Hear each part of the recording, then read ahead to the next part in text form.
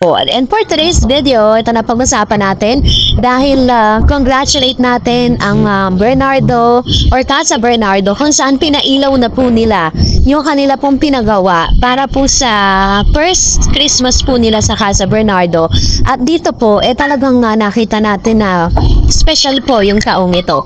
At dahil dyan, pinag-uusapan din po sa social media ang ilan sa mga updates patungkol sa muling pagkikita ni Kathryn Bernardo at Daniel Padilla.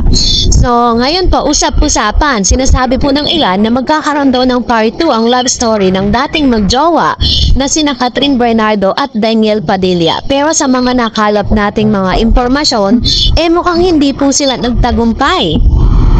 So according po sa isang article, natanong namin yan dahil napakarami pa rin Katniel fans na nagdarasal at tumaasa na magkakabalikan pa rin sina Kat at DJ dahil sila raw talaga ang tunay na itinadhana. Wow, mas lalo pang tumitindi ang paniniwala ng mga loyal supporters ng dating magkarelasyon na posibleng magka-second chance ang dalawa nang muli silang magkita at magkausap di umano kamakailan.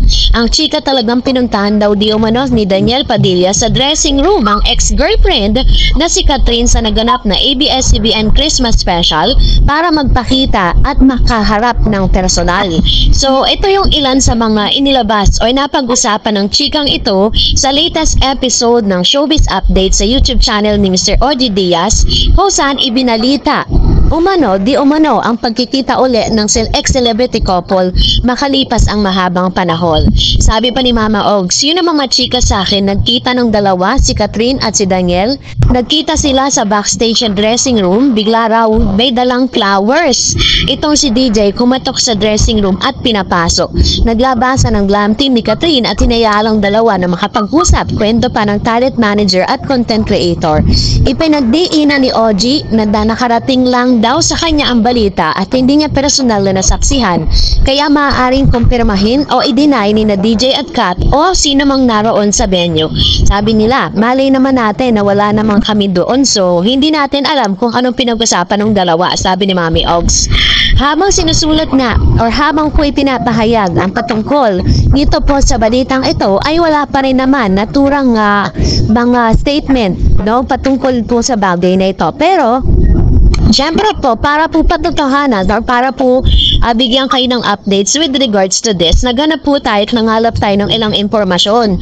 So, base po sa mga source na totoo talagang may pag-uusap at may pag-gate crush na naganap dito kay Daniel Padilla. So, pumunta po siya sa dressing room nitong si Miss Kathryn dahil imposible kasing hindi sila magkikita doon dahil iisa lang po yung daanan nila papunta po dun sa stage kung saan sila nagpe-perform during that night. At according po sa isang Kafoso Mo at GMA sa X na dating Twitter, ay laman po silang ngayon ng blind item. Sabi po nito, suspect, chismis na perfect. Mag-ex na sikat nag-usap, flowers sa dala, binasura. So, matatandaan na kasama po sa mga ulat ni Ogie Diaz sa kanyang Showbiz Updates na pumunta si Daniel Padilla sa room mismo, sa dressing room ni Miss Kathryn Bernardo na may dala-dala pong sunflowers. Alam niyo naman na very iconic sa Katniel yan. Yan talaga yung kanilang flowers na parang from the start, yun talaga yung parang simbolo ng Katniel.